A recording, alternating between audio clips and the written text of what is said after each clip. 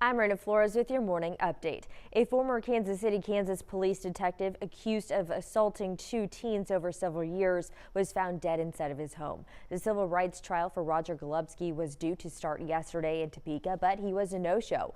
Hours later, federal prosecutors said he died from a fatal gunshot wound. He was under house arrest at his Edwardsville home while awaiting trial. He also faced a second federal case involving a sex trafficking ring in Kansas City. And no charges are being filed against a former Linden superintendent arrested back in October. USD 421 Superintendent Brad Marcotte was arrested for child endangerment on October 18th and placed on administrative leave from the district the following Monday. Osage County News did report last night that according to Linden City Attorney Patrick Walsh, a special prosecutor did not find sufficient evidence to carry through with this case. That's Look at Your 13 News This Morning headlines. You can check out our website, WIBW.com, for more stories and more information. But for right now, let's check the weather with Doug Myers.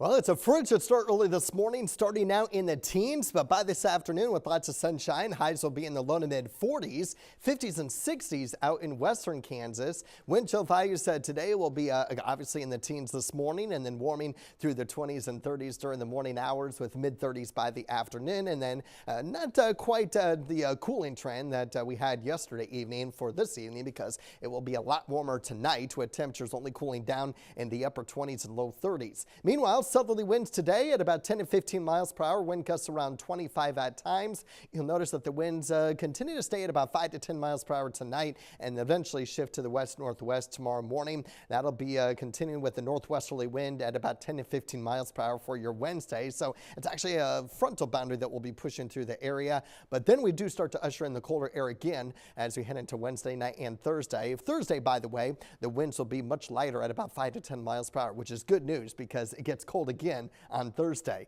After highs in the 50s tomorrow, that cold front that comes through will cool us back down in the low to mid 30s on Thursday, very similar to yesterday, and then temperatures do warm back up after that for Friday through the weekend. Meanwhile, lots of sunshine for today and tomorrow. There's a little bit of cloud cover that we may get on Thursday, a little bit of uncertainty on how much cloud cover though. This model has a little bit more cloud cover throughout the late morning and afternoon hours compared to what some of the other computer models are indicating. That could be the difference at temperatures closer to 30 or 35, depending on the extent of cloud cover on Thursday. Regardless, temperatures cool down again for lows as well, and then hitting back up in the 50s and even near 60 this weekend.